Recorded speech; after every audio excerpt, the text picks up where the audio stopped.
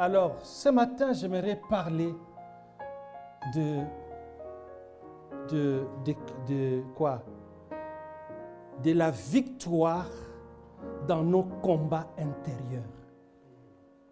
La victoire dans nos combats intérieurs.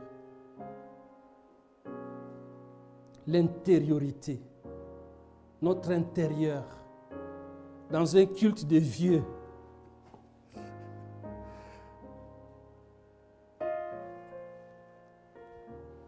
Des combats intérieurs.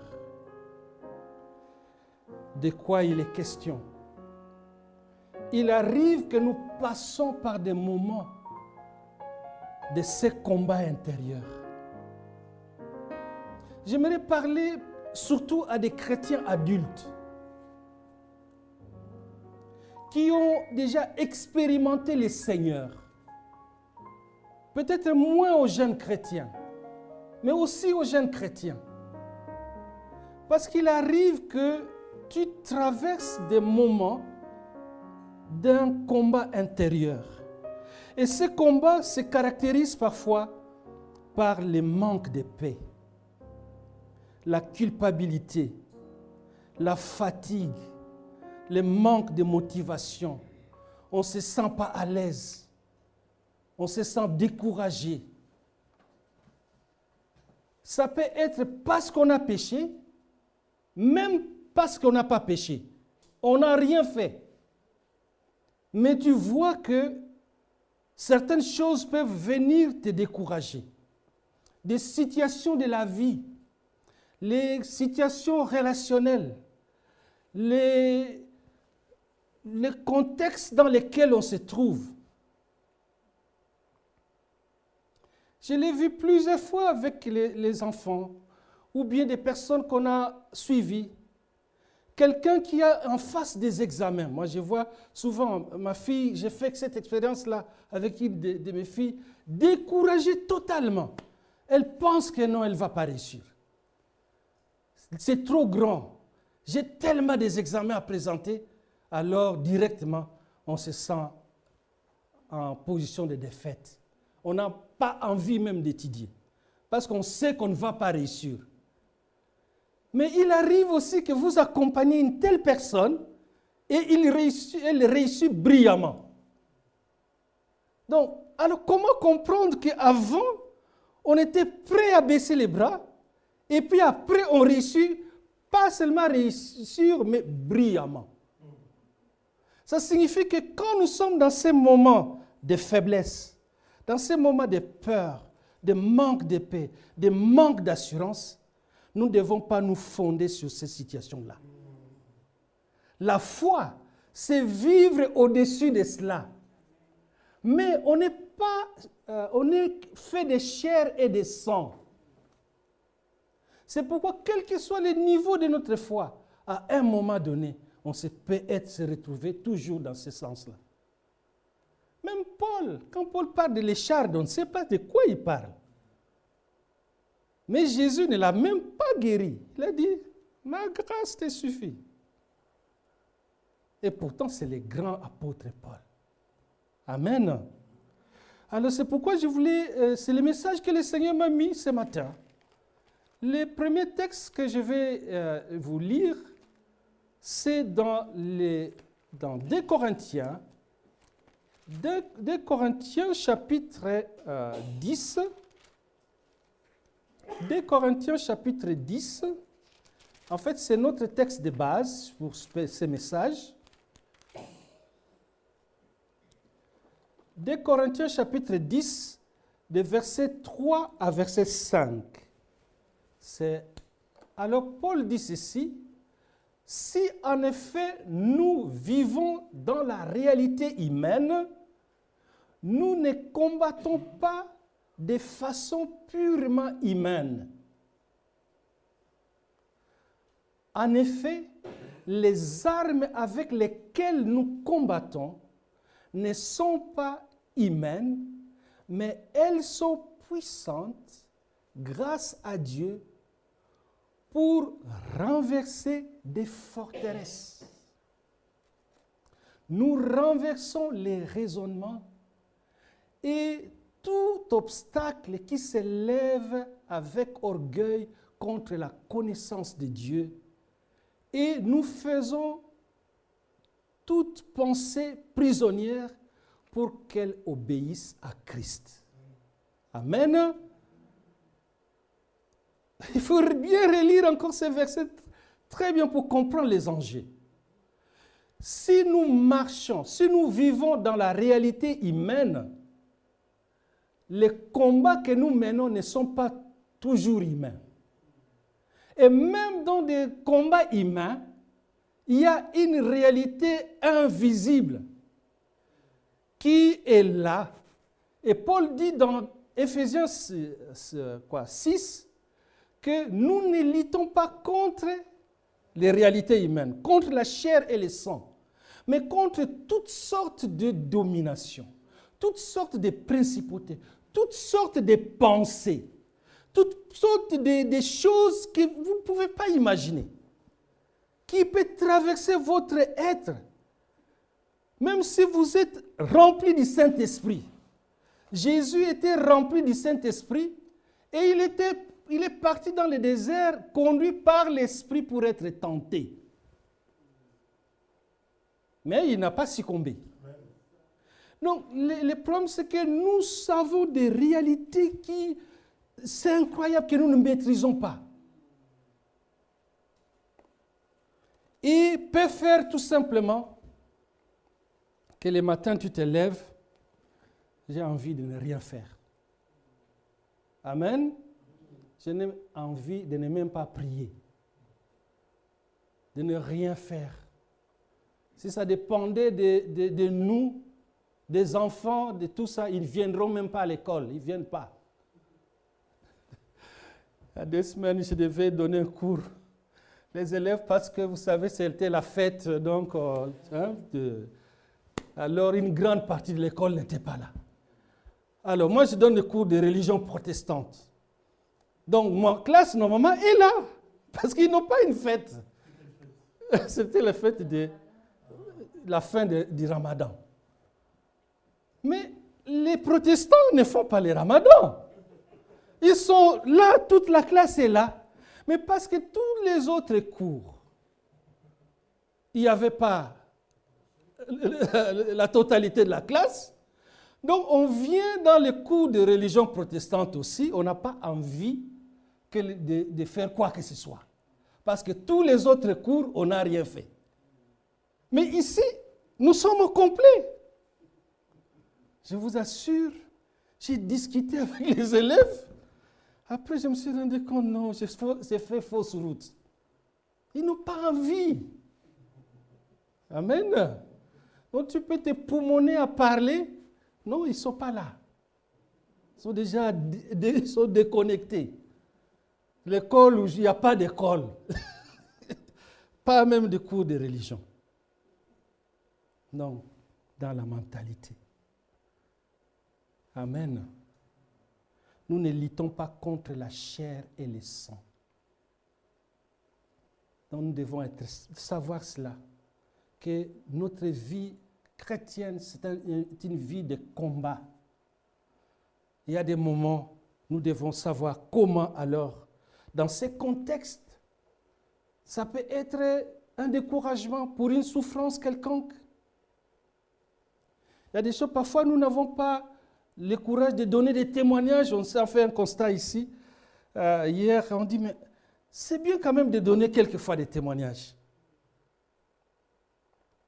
Et je dois vous dire, il y a 3-4 semaines, un temps, j'ai vraiment souffert.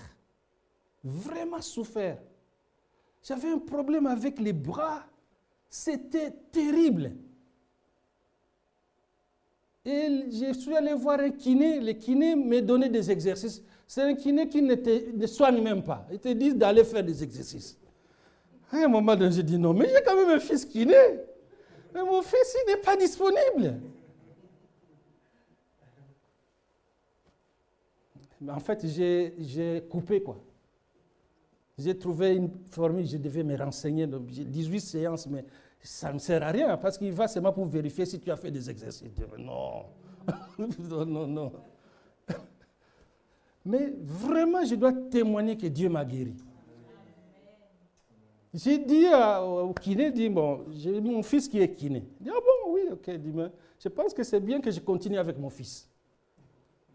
Il a dit, ok, bon, fais juste une dernière fois pour vérifier tout ça, mais tu peux continuer. Il m'a remis tous mes documents, mais mon fils ne m'a jamais plus touché. Parce qu'il n'est pas là. Je ne fais pas le procès de mon fils. Tu sais, il m'a même soigné une fois, mais après, il n'a pas le temps. Mais Dieu m'a guéri. Vraiment, je vous dis, Dieu m'a guéri. Voici les signes qui accompagnent, ce n'est pas dans le passé. Mais parfois, nous avons besoin que Dieu renouvelle toutes ces choses-là. Il y a des moments où on est très fervent. Je peux donner encore des témoignages ici, dans cette église, où nous avons vu comment le Dieu nous a touchés. Moi, personnellement aussi. En utilisant des frères, des sœurs pour prier. Donc, le Seigneur agit encore. Et ne baissons pas les bras. Ne baissons pas. Nous ne luttons pas contre la chair et le sang.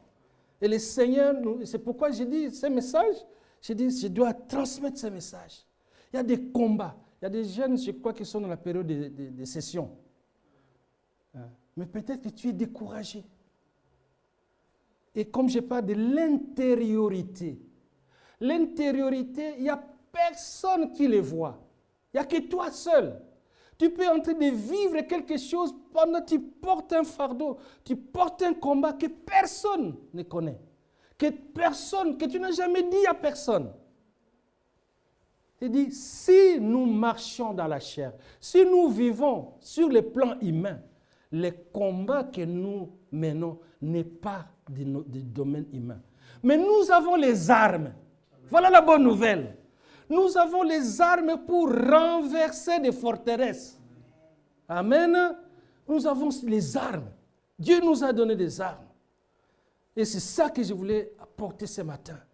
Les secrets de la victoire ne résident pas en nous, mais dans ce que le Seigneur a déjà accompli. Voilà la bonne nouvelle.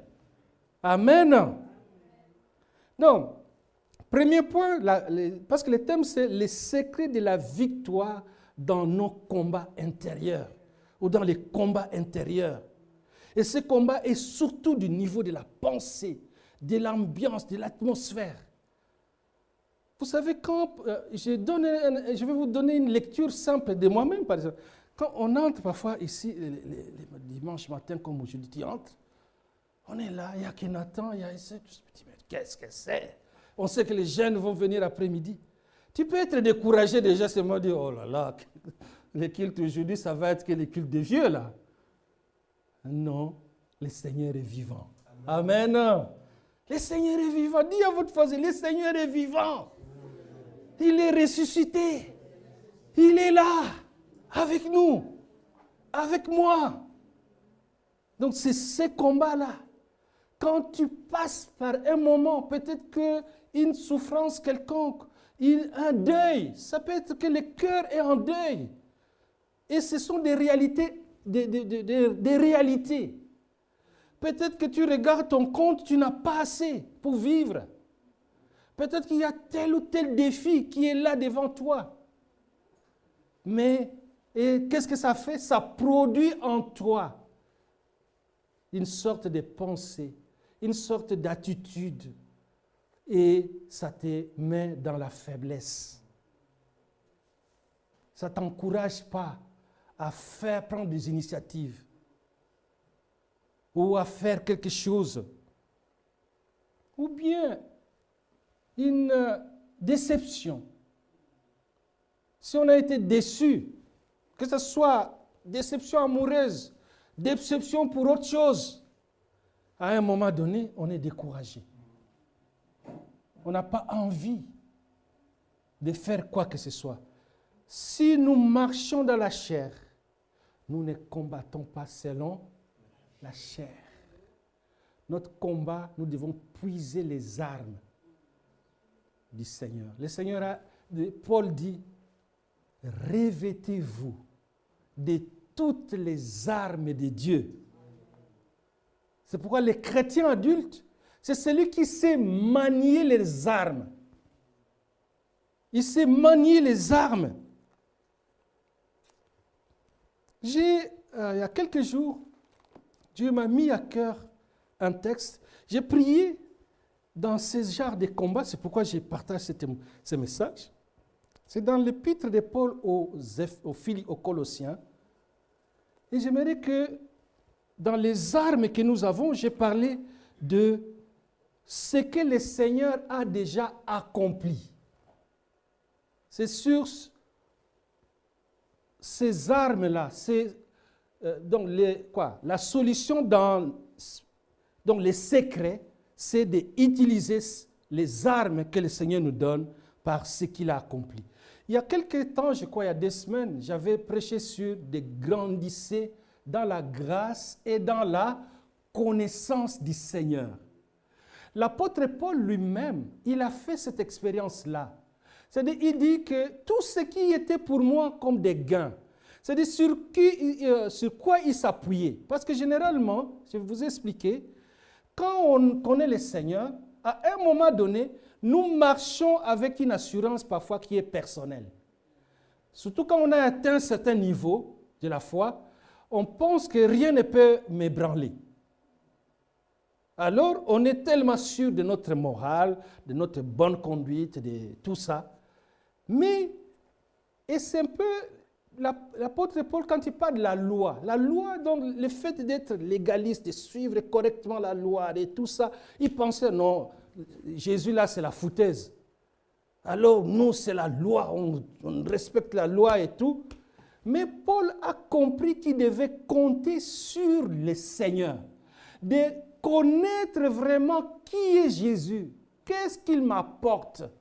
Et il va parler de la connaissance, il dit l'excellence de la connaissance de Jésus. Mais cette excellence-là consistait à quoi? À s'identifier à ce que Jésus a accompli pour lui. Donc il ne compte plus sur sa bonne conduite, mais il compte sur ce que le Seigneur lui offre. Et dans ce contexte-là, c'est plus la justice. C'est-à-dire quand tu te mets devant Dieu, tu sais que je suis revêtu de Jésus. Amen. Alors, si tu es revêtu de Jésus, c'est ça qui te fait entrer, qui te donne l'assurance devant Dieu. Ce n'est pas parce que ton cœur est calme. Non, il n'y a rien du tout. Mais parce que tu as accepté Jésus, tu t'es revêtu de lui, et lui ne va pas quitter. Il sera toujours là. Il te donne un vêtement. Ce vêtement-là te donne l'accès au trône de la grâce. Alors, dans le livre de Colossiens, chapitre 2, c'est une longue, mais je ne vais pas prendre, on va cibler la lecture, chapitre 2. À partir du verset 6, Paul dit ceci. Ainsi donc, tout comme vous avez accueilli le Seigneur Jésus, regardez, marchez en lui. Marcher, c'est vivre donc avec lui.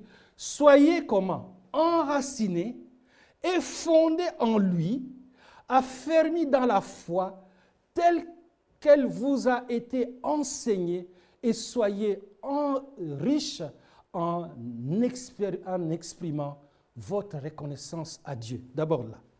Donc, Paul encourage les Colossiens à s'enraciner, d'être enracinés en Christ, d'être fondés en Jésus.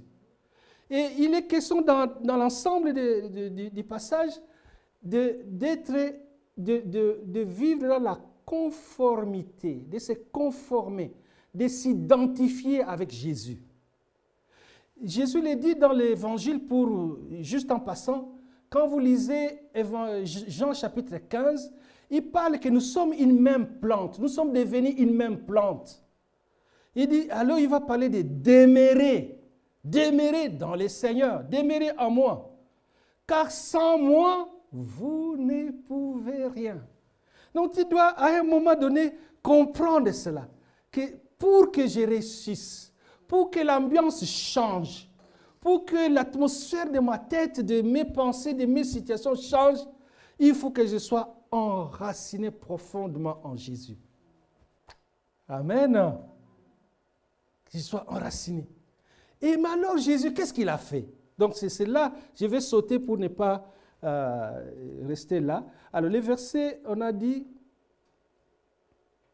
les versets 10 d'abord, il dit ceci, il va présenter, donc verset 9, oui, prends le 9. En effet, c'est en lui qu'habite corporellement toute la plénitude de la divinité. Il nous présente Jésus, le Fils de Dieu, Dieu pleinement.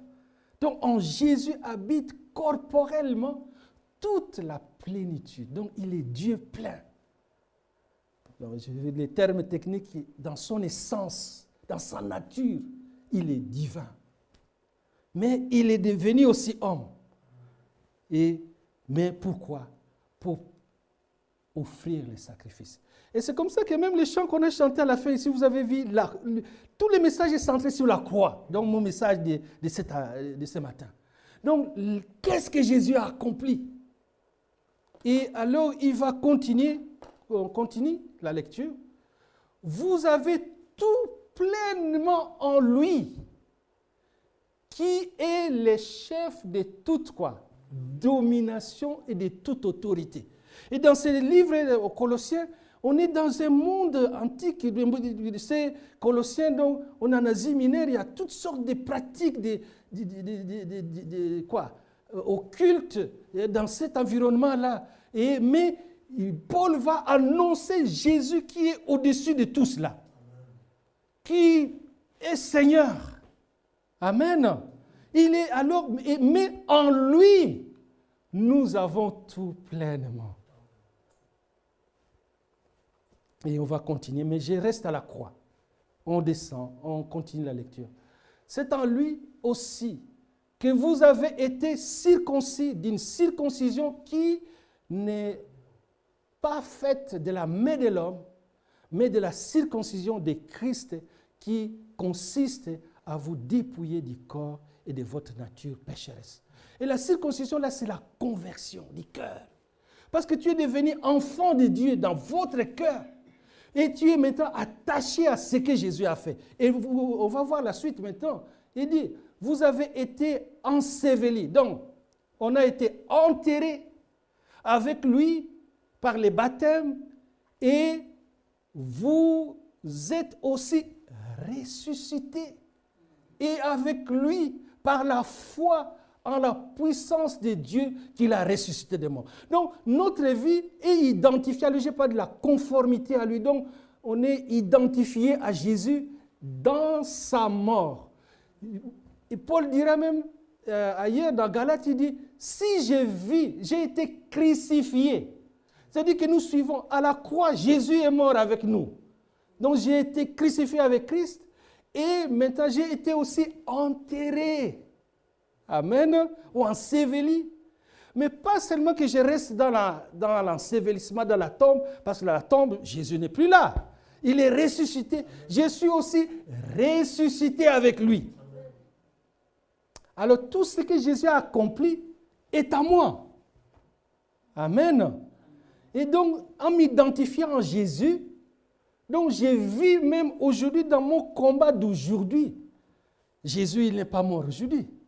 Il est vivant. Donc, je peux vivre la puissance de la résurrection aujourd'hui. Amen.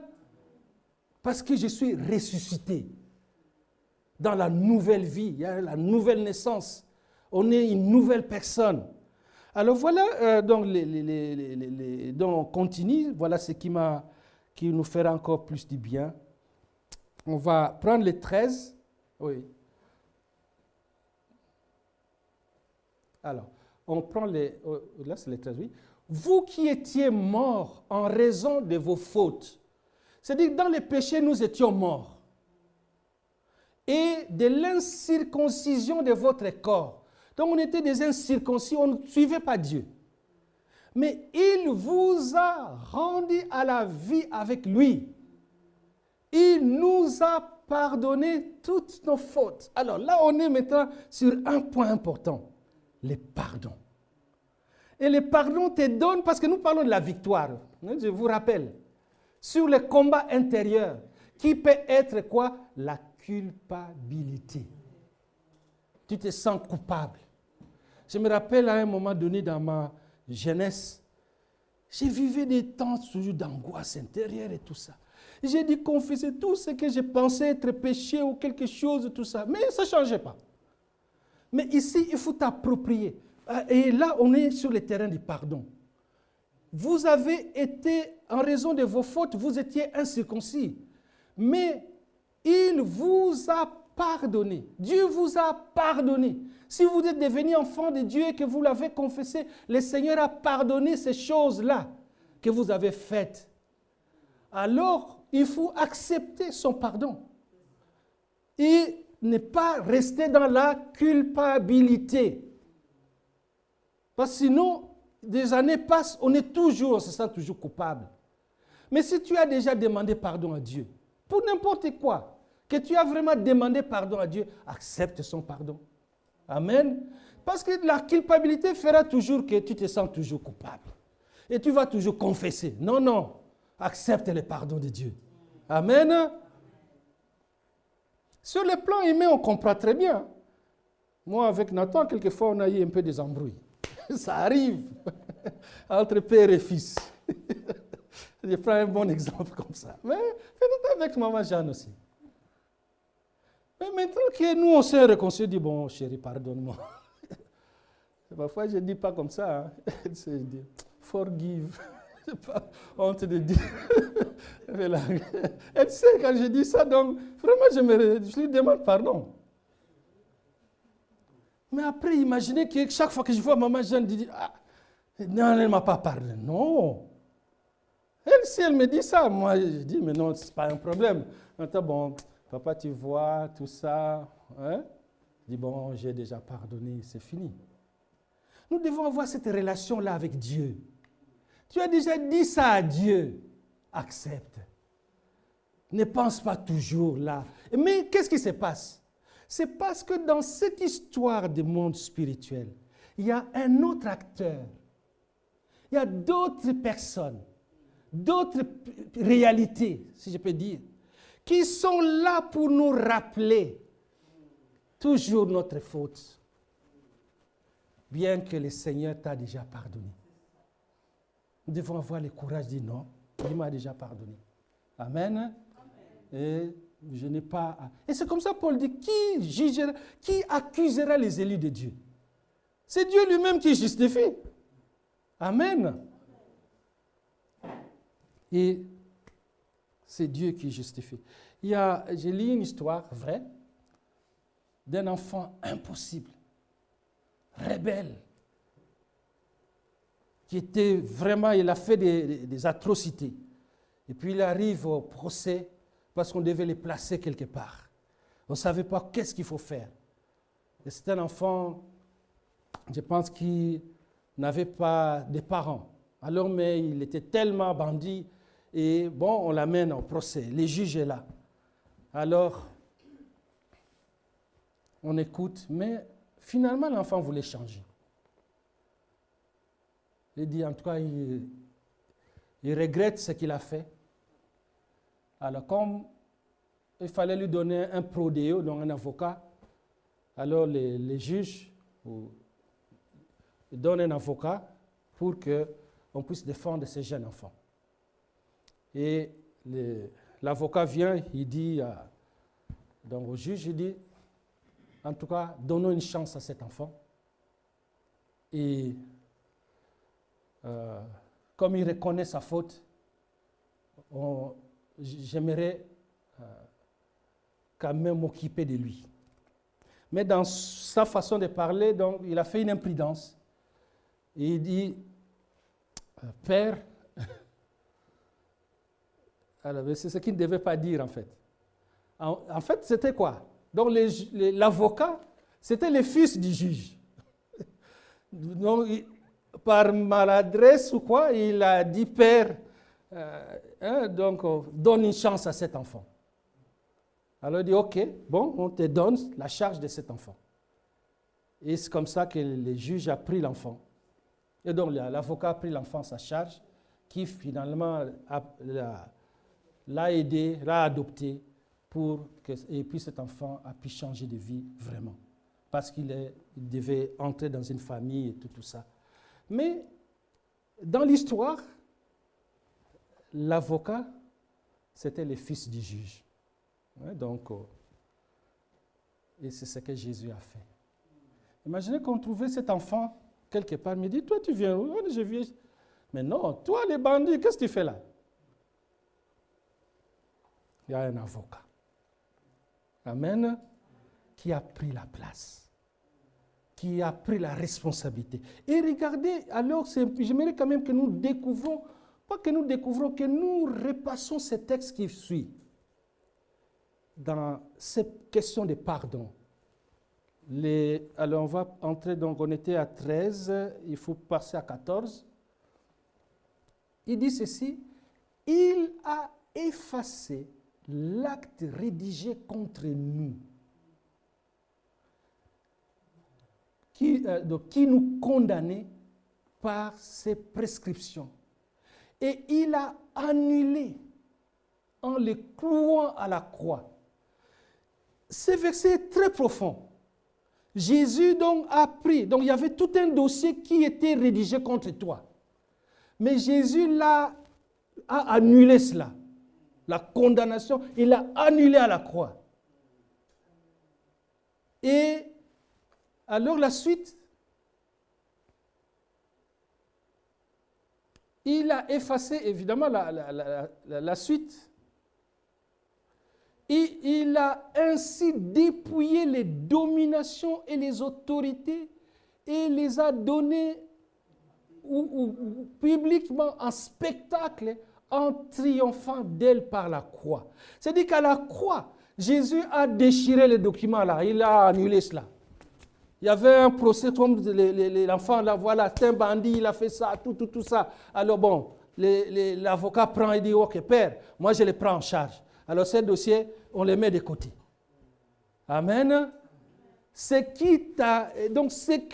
qui pouvait être là, contre toi, au trône de Dieu, Jésus a pris ça à la croix, il a annulé cela.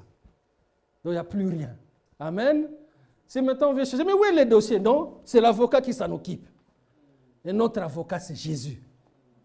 Mais je ne dis pas des bobards. Donc, si vous lisez dans 1 Jean, donc 1 Jean chapitre 2, 1 Jean chapitre 2, la Bible dit ceci, que mes enfants, alors si tu trouves, c'est bien de nous faire, parce que ce sont des versets importants. 1 Jean chapitre 2, oui, le premier verset dit, mes petits enfants, je vous écris cela afin que vous ne péchiez pas. Mais si quelqu'un a péché, voyez, il écrit pour que vous ne péchiez pas. Il ne veut pas, les chrétiens, ils ne vivent pas dans les péchés. Mais s'il arrive, mais où dans le passé, il y a eu des choses qui sont passées. Alors qu'est-ce qu'il dit? Mais si quelqu'un a péché, nous avons un défenseur. Le mot défenseur, c'est ce mot-là, paraclet. Le paraclétos, là, il est défenseur, aide, et celui qui... Donc l'autre est là. Auprès de qui? Auprès du Père, Jésus-Christ le juste. Mais lisons la suite. Il est lui-même, quoi? La victime expiatoire de nos péchés. Et non seulement pour les nôtres, mais aussi de ceux de quoi? Du monde entier. Et même de nous à Bruxelles. Amen. Il est la victime expiatoire. Et la victime expiatoire fait référence à l'œuvre de la croix. Jésus a donné sa vie, il s'est sacrifié. Vous savez, un jour, je suivais comme ça, je regarde sur Internet, il y a un débat sur la rédemption. Et il y a des gens qui s'époumonent pour dire, oh, la rédemption, c'est diabolique. Je dis, mais franchement, si vous suivez des choses comme ça, la Bible montre clairement, de l'Ancien Testament, vous avez l'image de l'agneau. Il y a la victime expiatoire. Et Ésaïe 53 nous montre les sacrifices, donc l'agneau. Et tout le Nouveau Testament, Jean-Baptiste a dit, voici l'agneau de Dieu. Donc, le message de la rédemption se trouve au cœur de l'Évangile. Et c'est là où on a le pardon de nos fautes. Et c'est là, et clairement, Jésus dit, nous avons fait la Sainte Seine. Il parle d'une alliance. Voici le sang de quoi? De l'alliance nouvelle. Pourquoi? Pour la rémission du péché. Et si quelqu'un qui soit savant et vient vous dire que non, c'est faux, ce message, et donc, oh là là, donc vous voulez marcher dans la loi. Et évidemment, marcher dans la loi, continuez. Faites de vos efforts, mais vous n'avez aucune assurance. Mais celui qui croit au message de la croix, il sait que Jésus a pris sa place. Que Dieu lui a pardonné. Et là, et que Jésus est même son avocat. Donc quand tu viens au trône de la grâce, il y a un avocat qui est là, qui te défend. Donc quelqu'un disait, la prière, c'est de venir dans la présence de Dieu avec Jésus. Quand nous disons au nom de Jésus, c'est Jésus qui vous donne cet accès-là dans la présence du Seigneur. Alléluia. C'est comme ça quand ton cœur te condamne. Mais il y a la grâce de Dieu qui est là. Si tu connais cela, tu dis, oh non, mon avocat. Je me rappelle quelqu'un me disait, mais toi, on discutait avec un ami, il me dit, mais non, mais tu vois, voilà, on parlait sur des religions, tout ça, on discutait. Il dit, mais vous, qu'est-ce que vous croyez que vous êtes dans la vérité et tout ça? Mais moi aussi, si j'étais né dans tel contexte, je serais ceci et tout ça. J'ai dit, oui, ok, tu serais cela. Mais moi, tout ce que je sais, c'est si je connais Dieu, c'est grâce à Jésus. Grâce à Jésus. Amen. Et ça, tu ne peux pas m'enlever cela. Si je peux m'approcher de Dieu, c'est grâce à Jésus. De ce qu'il a fait pour moi. Alors je ne vois pas comment je peux enlever tout cela pour remplacer par quoi? Par une obéissance stricte de la loi. Les Juifs en avaient combien? Impossible. On a souvent eu, parfois avec on voyage en Israël, tout ça, on connaît donc ce monde. Mais quelqu'un dit, mais le judaïsme, il ne t'impose pas à devenir juif. Non. Ça ne les intéresse pas. Mais pourquoi tu vas venir? Pour faire quoi? C'est compliqué pour devenir, adhérer au judaïsme. Comment tu vas faire quoi? Tu vas tout renoncer, commencer à porter ceci. Non, c'est trop compliqué. Jésus a déchiré tout cela. Donc, il nous prévient, il nous a donné l'accès. La Bible dit, nous avons la libre accès dans la présence de Dieu. Grâce à quoi? Au sang de Jésus.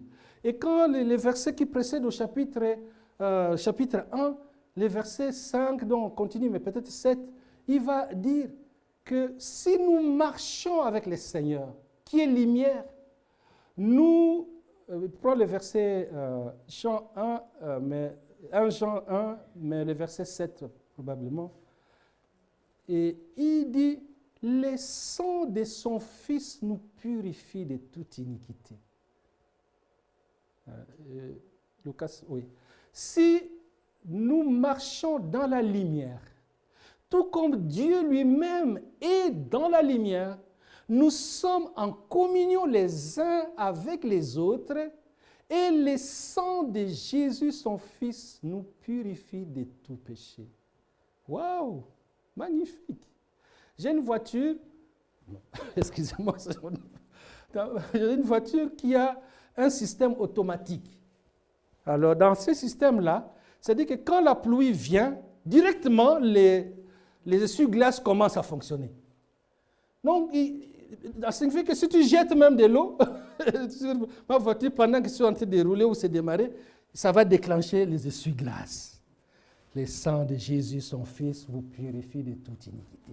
Si vous marchez avec le Seigneur, et quand quelque chose veut monter là, le sang de Jésus, il lave. Il y a quelques jours, je vais vous donner ce témoignage, ça m'a vraiment fait du bien à moi. Je sais pas, il y a longtemps, j'avais fait des messages, je disais, j'ai parlé d'église full option, ou les chrétiens full option. Alors Jeanne m'a raconté une histoire de quelqu'un qui m'a rappelé cela. Et il a dit, mais le pasteur Waiwai avait dit ceci. Ah oui, c'était à la retraite des pasteurs. J'avais parlé de église full option. Alors, qu'est-ce que je voulais dire par là? J'avais dit que l'Église reste l'Église du Seigneur. Et elle est toujours full option. Que ce soit l'Église, allez, prenez les noms, que ce soit l'Église quoi, le plein évangile, que ce soit ICC, que ce soit la Nouvelle Jérusalem, que ce soit n'importe quelle, toute l'Église du Seigneur. D'abord, l'Église, ce n'est pas les dénominations, c'est le peuple. Et le peuple est full option. Et la sœur a dit, donc c'est un serviteur, une servante du Seigneur, elle a dit, moi j'ai un téléphone. C'est ça que j'ai bien aimé. Hein? Donc, il a dit, j'ai une voiture. Et j'ai une voiture que j'ai achetée full option. Mais souvent, mon fils me dit, mais toi tu as cette voiture, mais tu ne sais pas utiliser. Il y a beaucoup d'options que tu n'utilises pas. Et il dit, mais j'ai un téléphone. Vous savez, ces jours ici, je vais acheter bon, un ordinateur, hein, dont on a acheté même d'ailleurs. J'avais acheté un ordinateur il y a peut-être 20 ans, 15 ans. J'ai fait des sciences humaines, donc j'ai écrit des textes. Mais au-dessus de nous, il y avait une maison informatique. J'avais une bourse d'études, une bonne bourse. Mais j'ai cherché un ordinateur. Les messieurs voulaient vendre l'ordinateur. Il m'a donné l'ordinateur qui était au top à ce moment-là. Mais je n'avais pas besoin de ça. Les enfants sont là. Oh, cet ordinateur existe même jusqu'aujourd'hui, donc dans nos caves ou tout ça. Mais il m'a vendu quelque chose. J'ai payé très cher à l'époque. 2000, en tout cas plus de 2000. 2000 à l'époque, il y a 15 ans, vous imaginez. Avec toutes les options, Pacabel, avec ici, tout ça. Mais je n'avais pas besoin de tout cela. J'avais qu'à écrire un mémoire, donc j'avais plus besoin d'un simple traitement de texte. Mais lui, il voulait vendre. Vous voyez un peu? Mais ça m'a servi presque à rien d'avoir payé autant d'argent pour rien. Alors, full option. Mais le problème, c'est avec les seigneurs, nous avons aussi beaucoup d'options qui sont disponibles. Mais les uns, parfois, ils l'ont découvert. Oh là là, waouh! La vie, c'est magnifique avec les seigneurs. Les autres, ils sont là comme moi avec mon Pacabel. Je ne sais rien faire avec les autres. Mais peut-être il faut vendre ça, acheter quelque chose de simple. Vous comprenez un peu? Donc, nous, en tant que chrétiens, tu es full option. Le Seigneur Jésus a tout à ta disposition, toutes les options. Il y a des options de guérison, des options de ceci, de tout ça, de victoire, de courage, de ceci, de je ne sais pas, de la prière victorieuse, de je ne sais pas quoi. Mais les uns, non, on est là. Alors, peut-être que même on ira devant le Seigneur et dire, mais Seigneur, pourquoi nous, on était toujours tristes, tout ça, il dit, mais c'était vous. J'ai mis ça à votre disposition. Jésus n'est pas, le Saint-Esprit n'est pas pour les pentecôtistes ou pour telle personne ou tel homme de Dieu. Non, non, c'est pour toi, pour moi. Amen. Il peut te guérir, il peut te restaurer. Jésus t'aime comme tout le monde. Alors, entrons dans les options de Dieu. Amen. Épuisons. C'est la conséquence de ces messages, chers frères, chères sœurs. Nous ne luttons pas contre la chair et le sang. Il y a toutes sortes de dominations, mais nous avons les armes. Et ces armes-là, Dieu a mis à notre disposition. Une des armes, le sang de Jésus. Amen. Le sang de Jésus est capable de purifier. Et je faisais une étude sur ça. Si vous lisez dans 1 Pierre, il dit, vous n'avez pas été délivrés par de l'or, par ceci, mais par le sang, il dit, précieux. Waouh! Le sang précieux. Dans Hébreu, il dit, si le sang des boucs, Hébreu 9, 14 et 15, peut procurer une certaine pureté, à combien plus forte raison le sang de Jésus par un esprit éternel fera quoi? Purifiera-t-il votre conscience des œuvres mortes afin que vous servez les dieux vivants? Dans Apocalypse 12, il dit, ils l'ont vaincu par le sang de l'agneau. Donc le sang de Jésus vous donne la victoire sur toutes les accusations de l'ennemi. Et c'est comme ça, parfois, quand quelque chose vient dans ma pensée bizarre, Directement, je dis, les sangs de l'agneau. Amen, les sangs de Jésus.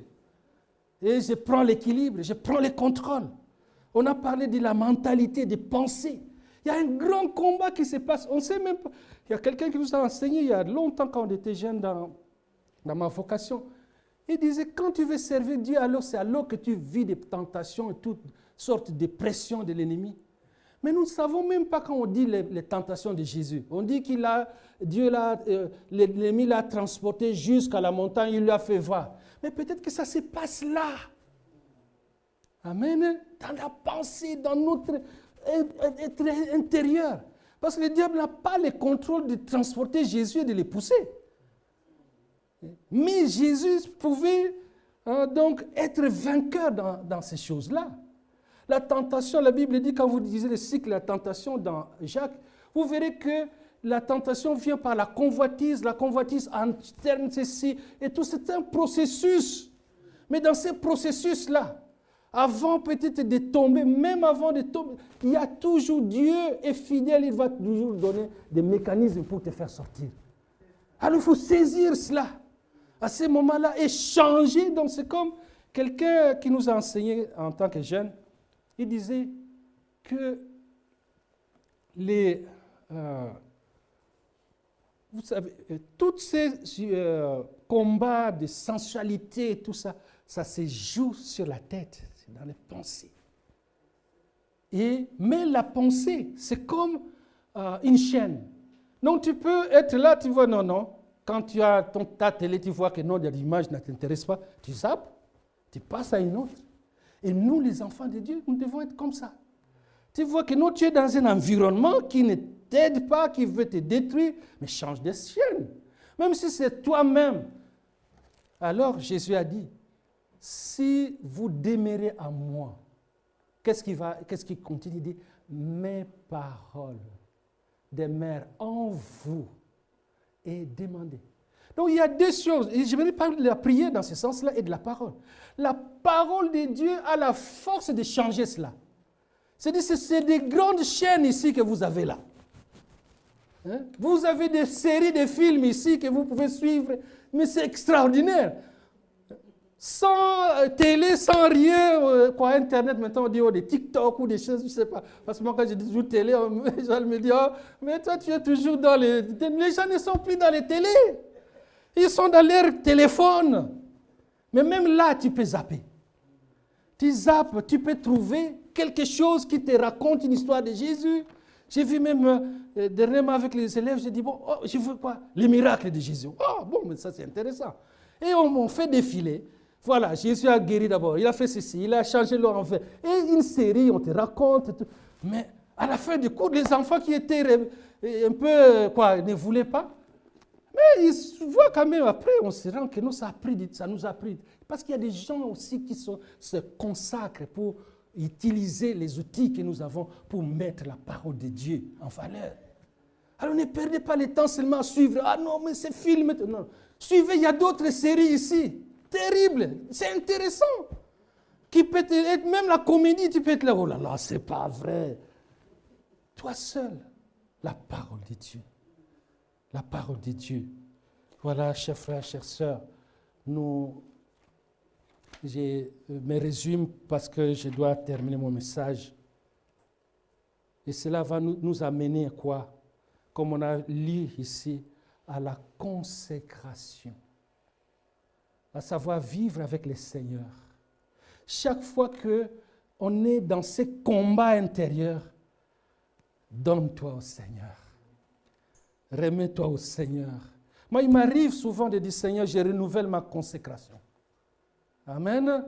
Je renouvelle ma consécration. Je renouvelle mon engagement. J'ai pris parfois, il y a des bénédictions dans la Bible, que tout ton être, l'esprit, l'âme et le corps soient conservés irrépréhensibles. Que tout mon être, l'esprit, l'âme et le corps soient conservés irrépréhensibles. Toutes ces bénédictions-là. Que le Seigneur te bénisse, Seigneur. Voilà, tu peux transformer toutes ces paroles-là, ça devient des prières. Amen. Et alors, même prendre le contrôle. Dis, Seigneur, je prends le contrôle sur mes pensées.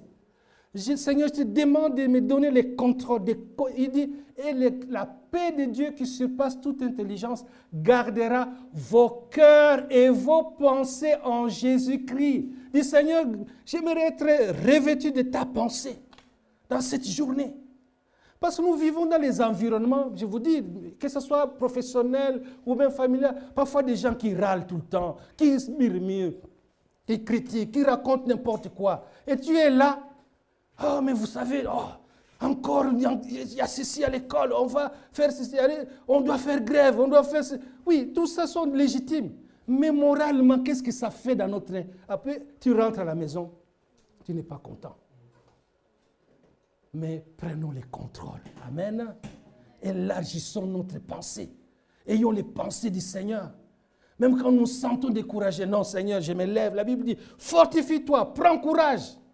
Amen. Et comme ça, nous pouvons alors prier pour les autres, prier les uns pour les autres et nous soutenir dans les combats du Seigneur. Ainsi, nous n'avons pas une vision courte.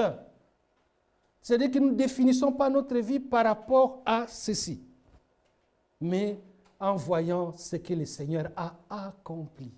J'ai parlé de la croix. Je continuerai mon message, mais j'ai parlé de la croix. Ce que Jésus a fait, il est mort, pas aujourd'hui. Il a été enseveli, pas aujourd'hui. Il est ressuscité, pas aujourd'hui, dans le passé. Mais ça a des effets pour nous aujourd'hui. Je suis mort avec lui aujourd'hui, mais lui est mort dans le passé. Je suis ressuscité avec lui aujourd'hui. Je suis vainqueur aujourd'hui. Et je m'approprie la parole de Dieu aujourd'hui pour vivre la victoire, pour changer les situations. Ainsi, toi qui étais peut-être découragé, toi qui étais triste, toi qui étais malade, tu peux te relever. Tu dis, waouh, le Seigneur est bon. Amen. Et puis tu peux chanter comme Angela, je marche chantant, parce que le soleil brille dans mon cœur. Le soleil de la justice, de la présence de Dieu. Nous allons terminer. Mais le Seigneur, nous avons les armes. Père, nous avons les armes. Nous avons les armes parce que Jésus sur la croix a déchiré tout ce qui nous condamnait. Par son sang, sa mort, par son sang qui a coulé, qui nous donne la victoire. Mais pas seulement cela, par le Saint-Esprit que tu nous as donné, pour que nous soyons full option. Qu'à tout moment, Seigneur, nous puissions, Seigneur,